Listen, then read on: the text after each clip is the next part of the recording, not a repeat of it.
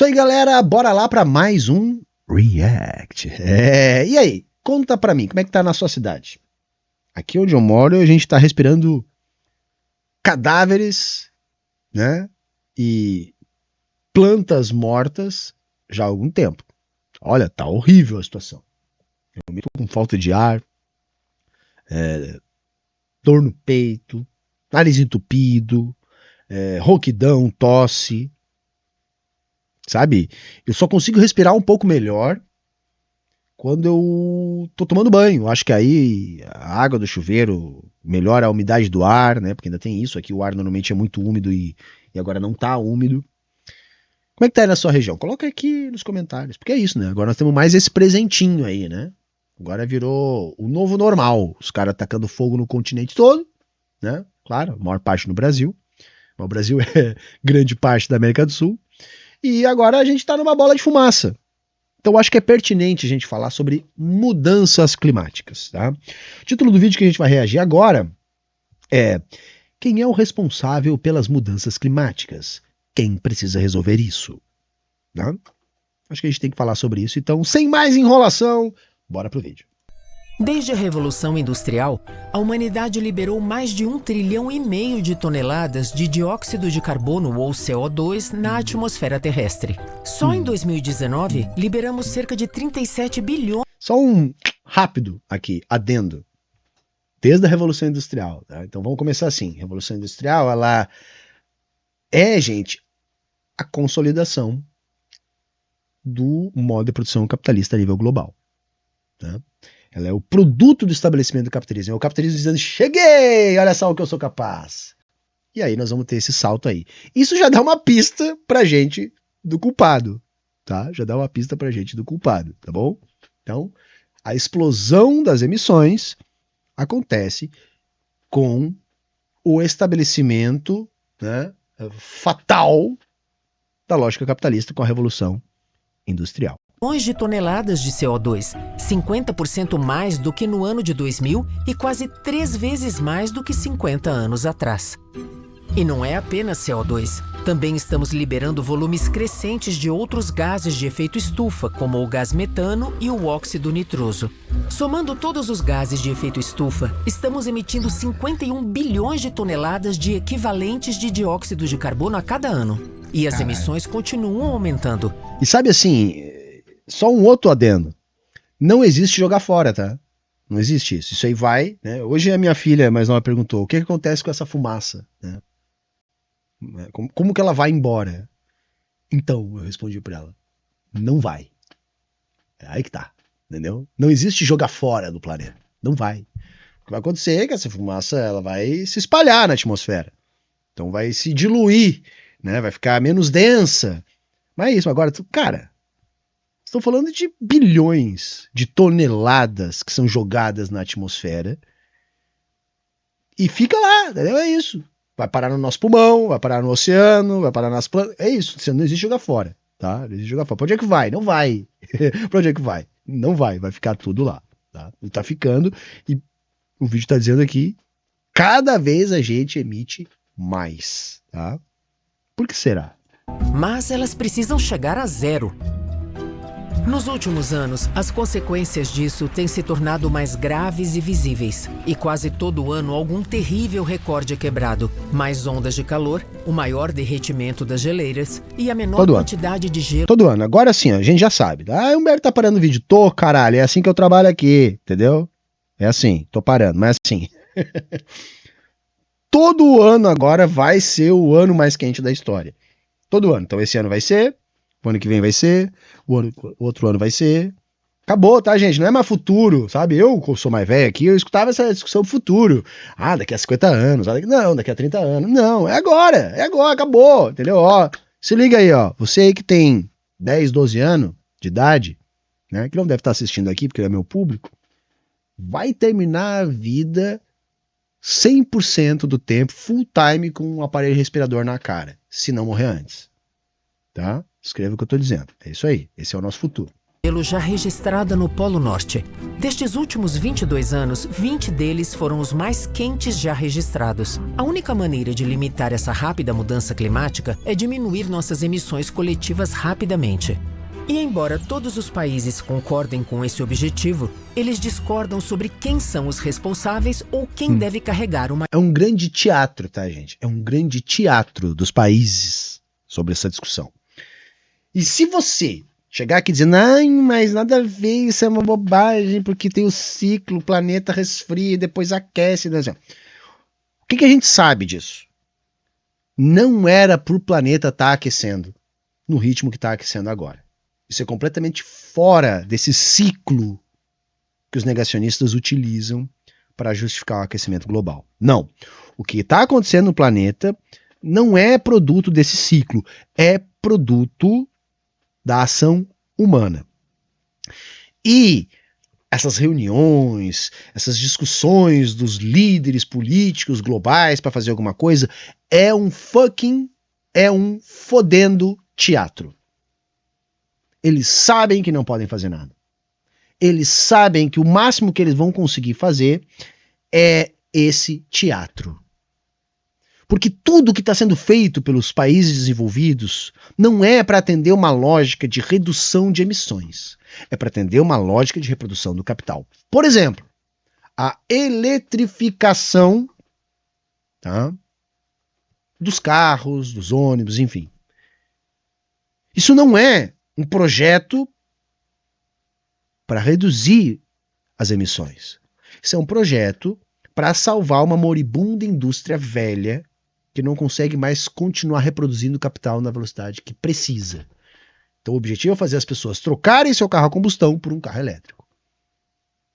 A desculpa, o meio ambiente. Efetivamente, pelo meio ambiente, não está se fazendo no mundo fucking nada. Não se faz nada. Se reúne para as pessoas acharem que está sendo feita alguma coisa. Crédito de carbono, mesma bosta. Mesma bosta. Só serve para as empresinhas ganharem um selinho de responsabilidade enquanto continuam poluindo. Continuam poluindo, porque nem para paliativo serve. Então não está sendo feita essa discussão, porque essa discussão só poderia ser feita sobre outras bases. Quais? Precisamos de uma sociedade que a produção venha para atender necessidades de consumo, não a sanha de crescimento infinito do capital. Porque o capital só cresce com a reprodução das mercadorias que demandam matérias-primas e essas que estão ferrando com o planeta, porque o planeta não tem condições de renovar tais matérias-primas no ritmo que demanda a produção capitalista. Maior fardo. Os países desenvolvidos falam de seus esforços para reduzir as emissões e apontam que os grandes países emergentes, especialmente a China, atualmente emitem muito mais CO2. Já os países em desenvolvimento argumentam que, enquanto as emissões dos países ricos têm a ver com o estilo de vida, para eles representam sobrevivência. E apontam a hipocrisia dos países ricos que enriqueceram poluindo sem limites e agora querem que os outros não se industrializem e permaneçam pobres. Eu acho que é por aí, tá? Eu não gosto, sim. Eu sei que é um debate, eu entendo os pontos, mas a minha posição nesse debate é: nós não podemos abrir mão do nosso desenvolvimento porque agora eles ferraram tudo. Isso não é problema nosso. Isso não é problema nosso. É lógico que a gente deve procurar uma forma de fazer isso menos danosa. Né? É lógico que a gente já tem que pensar em substituir petróleo, por exemplo. Né? É lógico que a gente precisa pensar numa reforma agrária, uma série de coisas. Mas nós temos que desenvolver força produtiva. Porque senão nós vamos se manter nessa situação de dependência. Então, se alguém tem que fazer alguma coisa, não vão fazer porque não é assim, tá? Ninguém vai fazer nada, vocês já entenderam. Seriam os países ricos. Seriam os países ricos. Mas não, tá, gente? Não vão fazer. Então, na verdade, nós temos que parar de fugir da discussão central, que é as relações capitalistas de produção, produzindo essa hecatombe. Isso sequer é discutido hoje em dia. Sequer é discutido isso. Então, quem é o responsável pelas alterações climáticas e pelas emissões de CO2? E independentemente do passado, quem precisa fazer mais hoje? Neste vídeo vamos falar exclusivamente sobre estados-nação. Discutiremos a indústria de combustíveis fósseis em outro vídeo. Pergunta 1 de 3. Quais países emitem mais dióxido de carbono hoje? Em 2017, os seres humanos emitiram cerca de 36 bilhões de toneladas de CO2. Mais de 50% vieram da Ásia. A América do Norte e a Europa vieram a seguir com 18% e 17% respectivamente, enquanto a África, América do Sul e Oceania juntas contribuíram com apenas 8%. Só vamos entender uma coisa, né, gente? A Ásia, em 2017, já era a fábrica do mundo. Então vamos lembrar disso. Veja que mesmo assim é alta a participação dos Estados Unidos e Europa, por exemplo, nas emissões. Mas as emissões da Ásia, se não fossem as plantas produtivas do capital dos Estados Unidos e da Europa inseridos na Ásia, a Ásia não teria essa porcentagem também. Então veja que a coisa não é tão simples assim. A China é de longe o maior emissor do mundo, com 10 bilhões de toneladas de CO2 por ano, isto é, 27% das emissões globais. Em seguida vem os Estados Unidos com 15% e a União Europeia com cerca de 10%. Somando, isso representa mais da metade das emissões mundiais de CO2. Portanto, está claro que sem a vontade e a ação desses 3 blocos, a humanidade não será capaz de zerar as emissões e evitar mudanças climáticas severas. Os próximos países da nossa lista são a Índia... Zerar as emissões chega a ser uma coisa assim... Não vai rolar, galera. Não vai rolar. O que a galera tem dificuldade de entender é o seguinte. Hoje, parte muito significativa do que é produzido vai diretamente para o lixo. É descartado. Ou não precisava ser produzido. Ou é supérfluo. Ou é contraproducente, né? É algo que prejudica a saúde, que prejudica as dinâmicas sociais, enfim. São questões problemáticas, mas que mesmo assim se mantêm porque produzem lucro. Se nós substituirmos a lógica do lucro, nós vamos poder ter uma produção voltada apenas para aquilo que a gente precisa. Então eliminaríamos desperdícios, eliminaríamos excessos.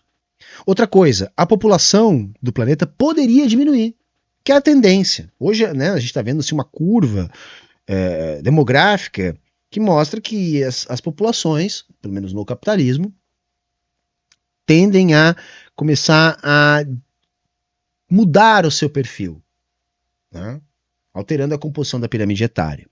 Isso está gerando um problema para quem? Para o capitalismo. Né? Problema para previdência, problema para a lógica de consumo, reprodução do capital, mas não deveria ser um problema. Se a população eventualmente começa a diminuir, né, claro, se isso não for produto de guerras, de epidemias, de coisas assim, eu não vejo como um problema. Eu acho que cada família escolhe se quer ter mais ou menos filhos. Né? As pessoas têm que ter essa liberdade para decidir isso. Mas se isso for uma tendência, vejam bem, se isso for uma tendência, na superação do capitalismo, isso pode inclusive facilitar a nossa vida. Porque aí a gente vai ter menos demandas para atender a partir da produção. E isso é incompatível com o capitalismo, por exemplo. Eles chamam de boom, né, demográfico e tal, bônus demográfico, por aí vai. Então a primeira coisa é eliminar a lógica do capital, porque isso já vai nos permitir ter uma produção mais racional. Aí sim nós vamos ver o que a gente tem de tecnologia, né, para não continuar destruindo o planeta. Então, como é que nós vamos produzir energia? Como é que nós vamos produzir alimento? Né? A gente sabe de várias coisas, tipo, não dá para todo mundo consumir carne, não é sustentável ecologicamente, a produção de combustível fóssil, essa lógica do automóvel, onde as estruturas das cidades, dos estados, dos países são feitas para os carros, isso não pode ser assim, tem que haver uma primazia do transporte coletivo, que no capitalismo nunca vai haver, porque aí como é que você vai vender carro se as pessoas andam de ônibus e de trem? Né? Não dá. Então veja, mudaria completamente a lógica, e aí sim nós poderíamos pensar numa economia verdadeiramente sustentável. No capitalismo isso é impossível. Responsável por 7%, Rússia por 5%, Japão 3% e Irã, Arábia Saudita, Coreia do Sul e Canadá, todos com pouco menos de 2%. Juntamente com os 3 primeiros, esses 10 países são responsáveis por 75% das emissões globais. Mas se olharmos apenas a situação atual, ainda não temos a imagem completa. Pergunta 2 de 3.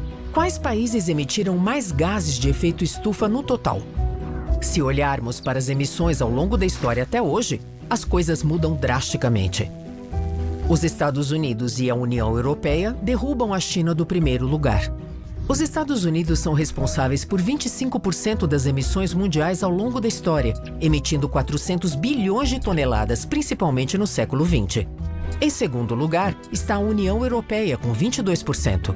A China vem em terceiro lugar, com pouco menos de 13%, cerca de metade do total já emitido pelos Estados Unidos. E um outro detalhe, né, para além dessa perspectiva histórica, é o seguinte: é o padrão de consumo do americano médio. Quer dizer, porque não dá para olhar, gente, só as emissões no país. Gente, quantos planetas Terra nós precisaríamos, sei lá, 20, 40, eu não sei, varia, né, dependendo do cálculo, se a humanidade tivesse o padrão de consumo do estadunidense médio? Tá entendendo? O padrão de consumo do estadunidense, do alemão, não é sustentável para a humanidade. Não dá. Então não é só a questão do que é emitido localmente, mas também a questão do padrão de consumo dessa sociedade. Porque isso tem um impacto no mundo todo também. A contribuição da Índia diminui para 3%, o mesmo percentual da África e da América do Sul. O Reino Unido, atualmente, é responsável por 1% das emissões globais anuais, mas leva 5% da responsabilidade histórica. A Alemanha, que atualmente produz 2% das emissões anuais, contribuiu historicamente com quase 6%, tanto quanto toda a África e a América do Sul combinadas. Portanto, considerando os fatos, a narrativa das mudanças climáticas serem responsabilidade dos países em desenvolvimento é difícil de defender. Mas isso ainda não é a história toda, porque focar nos países mistura duas coisas: números populacionais e emissões totais. Se um país tem mais pessoas, em geral, suas emissões são obviamente maiores. Mas as coisas mudam radicalmente se olharmos para indivíduos, como você, querido espectador. Pergunta 3 de 3. Quais países emitem mais dióxido de carbono por pessoa? Um humano comum é responsável pela emissão de cerca de 5 toneladas de CO2 por ano, mas as médias podem ser enganosas. Os países com as maiores emissões de CO2 por pessoa são alguns dos maiores produtores mundiais de petróleo. Tá, eu acho que agora ele vai pro ponto que eu acabei de explicar, né? Acho que tá bom o vídeo, né? Assim, para um vídeo introdutório, assim, acho que tá bom. Vamos continuar. Gás. Em 2017, o Catar teve as emissões mais altas, com 49 toneladas por pessoa, seguido por Trinidad e Tobago, Kuwait, Emirados Árabes Unidos, Brunei, Bahrein e Arábia Saudita. Mas esses são casos atípicos. A Austrália tem uma das maiores emissões de CO2 por pessoa, 17 toneladas por ano. É mais do que o triplo da média global e um pouco acima da média dos norte-americanos e canadenses, com 16 toneladas. Os alemães estão um pouco melhor, cerca de 10 toneladas, mas isso ainda é o dobro da média global. A China pode ser o maior emissor mundial, mas também é o país mais populoso do mundo, com mais de 1 bilhão e 400 milhões de pessoas, o equivalente a 18,5% da população mundial. Por pessoa, as emissões estão acima da média, em 7 toneladas. Historicamente... Então, assim, aí dá uma média maior na China, não por causa, maior do que os 5, que é o padrão. Não por causa do padrão de vida do chinês, mas porque a China é a planta produtiva do mundo todo. É aquilo que eu expliquei antes. Então, por exemplo, boa parte das emissões da China são produto de empresas da União Europeia e dos Estados Unidos que lá estão instaladas. Boa parte daquilo que também vai para o céu na China tem a ver com aquilo que vai ser consumido pelo padrão de vida de alemães e de estadunidenses. Tá? É importante. E ela falou ali de uns outros casos que são pontos muito fora da curva, tá? Que tem alguns lugares que são verdadeiros vazios demográficos e outros com grande concentração de riqueza, que acaba destoando, vamos dizer assim, esse dado aí, além do que tem uma questão também da própria produção de petróleo desses lugares. As emissões de CO2 estão intimamente ligadas ao alto padrão de vida. A riqueza é um dos indicadores mais fortes da nossa pegada de carbono, porque à medida que passamos de pobres para ricos, ganhamos acesso a eletricidade, aquecimento, ar-condicionado, iluminação, cozinha moderna, carros ou aviões, smartphones, computadores e interação online com pessoas no mundo todo. O enorme aumento das emissões de CO2 da China está associado à maior redução de pobreza da história. Se considerarmos as emissões de CO2 por renda, veremos que a metade mais rica dos países é responsável por 86%. Eu não gosto de dizer redução da pobreza, mas houve assim, com o aprofundamento do capitalismo, vai haver um aumento da mercantilização de diferentes áreas da vida. Então aquilo que antes você não precisava de dinheiro, agora você precisa. Então aí você vai transformando essas relações. E aí você calcula isso como se mais pessoas tivessem acesso a dinheiro. E aí entende que essas pessoas estão mais ricas, quando na verdade, não. Na verdade, agora elas têm menos acesso a coisas que antes elas tinham, embora agora elas tenham dinheiro e antes elas não tinham. Além do que, também tem aquilo que eu vivo explicando, isso é $3 por dia, uma coisa assim, tá? Que é a faixa de sair da pobreza, e a maior parte dessas pessoas está, inclusive, onde? Na China. Agora, um ponto é, quanto mais adaptada ao estilo de vida dos países desenvolvidos, maior o consumo de energia, maior o impacto ambiental das famílias. Das emissões globais e a metade mais pobre por apenas 14%. O alemão comum emite mais de 5 vezes mais CO2 do que o indiano comum. Boa, ali o chat está trazendo uma informação também que é importante, né?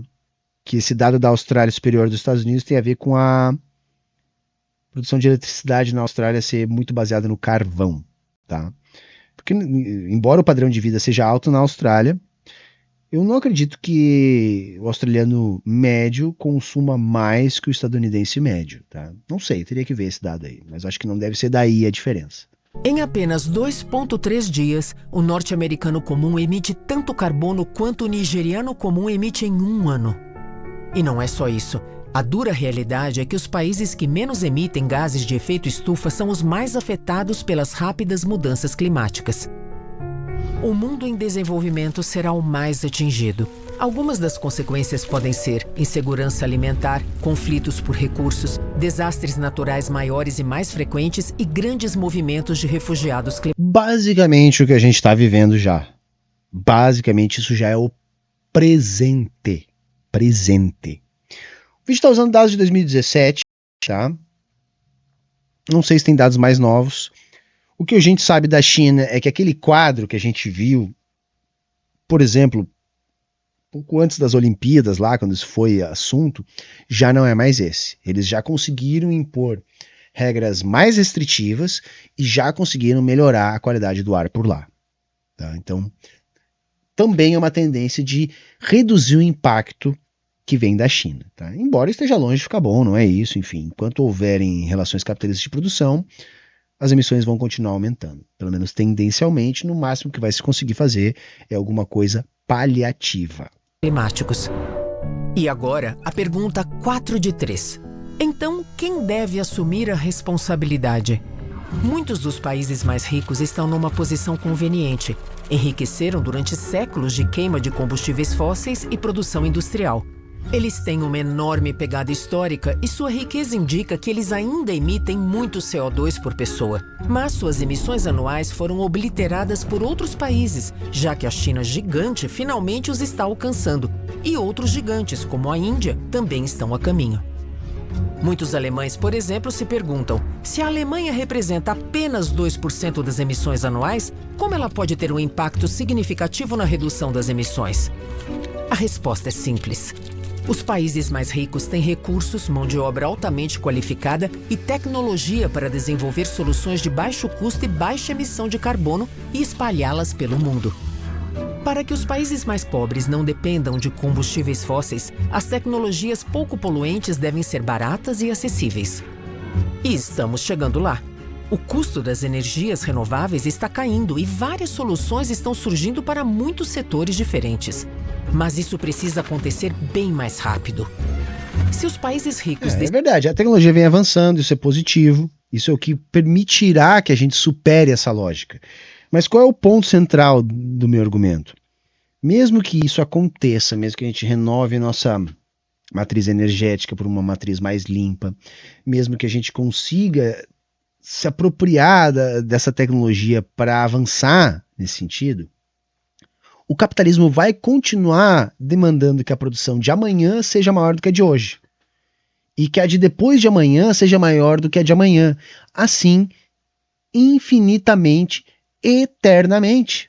Então, vocês entendem por que não adianta? Eu vou substituir uma usina a carvão por uma usina nuclear. Massa, bacana.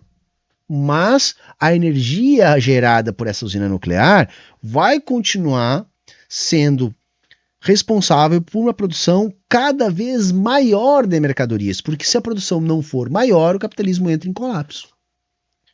Então você pode reduzir pontualmente, né, circunstancialmente, a evolução dessa emissão, mas ela vai continuar evoluindo. Ela vai continuar se expandindo. Por quê? Porque a lógica da mercadoria impõe que se produza sempre mais e mais e mais. Decidirem enfrentar seriamente a rápida mudança climática, o resto do mundo seguirá, pois não tem outra escolha. Como quando a União Europeia impôs padrões de eficiência energética para a tecnologia e o resto do mundo também os adotou para continuar a negociar com o bloco econômico. Mas isso... Exato. E adiantou? Hoje os nossos carros poluem muito menos. Agora todo carro tem catalisador, carro a diesel, né, tem que utilizar uma mistura com Arla, né, para a queima não ficar tão agressiva. Massa. Acho massa. Resolveu? Amenizou de maneira significativa, nos livrou do problema, ou o problema continua cada dia mais iminente? Tá entendendo? Eu sou super a favor dessas transformações. Aliás, eu sou fã do desenvolvimento da tecnologia. A tecnologia é foda, é top, é o que nos faz humano, né? Desenvolver tecnologia a partir do nosso trabalho. Mas resolveu? Resolve? Não. Nem perto. Não absolve os outros países da sua responsabilidade. A China é o maior emissor de CO2 atualmente e é de sua responsabilidade crescer de uma forma que possibilite, a tempo, a transição para um mundo com zero carbono. Argumentar que os outros foram irresponsáveis no passado é uma péssima desculpa para repetir os mesmos erros agora. A mudança climática é um problema global. Nenhum país irá resolvê-lo sozinho. Descobrir quem é o responsável não é tão simples. Nenhum país vai resolvê-lo. Se alguém resolver, vai ser a classe trabalhadora organizada. Porque se não houver esse processo revolucionário, eu vou dizer que, podem notar, vou dizer o que vai acontecer. O mundo vai ficar com pouquíssimas áreas habitáveis, vão se formar ilhas respiráveis, enfim, que vão ser colonizadas pela classe dominante, e o resto vai ficar sucumbindo num mundo podre, tomando água podre, respirando ar podre, adoecendo e morrendo. Nós vamos ter bolhas de prosperidade, onde se aglomerarão as elites econômicas, e para o resto vai ser tiro, porrada e bomba para manter todo mundo longe dessas áreas, enquanto todo mundo vai apodrecendo no meio do calorão, no meio do frio, no meio do tsunami, no meio do vendaval, no meio da enchente. É isso. E nos lugares onde isso não estiver acontecendo tanto, ou onde isso puder ser de alguma maneira relativamente controlado, as elites vão ficar. Esse é o nosso futuro, tá, gente? Esse é o nosso futuro. Então vão ser algumas ilhas e o resto é Mad Max. É isso, tá? Ou a gente faz uma revolução antes. Simples quanto parece, e de certa forma é uma questão boba, mas que atormenta a política internacional há décadas. No final é bem simples. Todos precisam fazer o melhor que puderem. E neste momento, nós não estamos fazendo isso. Mas podemos começar hoje. Então, é isso. Ninguém tá fazendo nada, porque A classe trabalhadora está embriagada em ideologia e sufocada na alienação do trabalho. A classe dominante sabe que o futuro é esse que eu falei. Então ela faz um teatro. Por quê? Porque quando chegar nesse extremo, a classe dominante vai estar nessas ilhas aí respiráveis. Quem vai estar morrendo na fumaça, no fogo, no calorão, no tsunami, etc., seremos nós. Mas eu acho que não vai acontecer porque nós vamos fazer a revolução antes.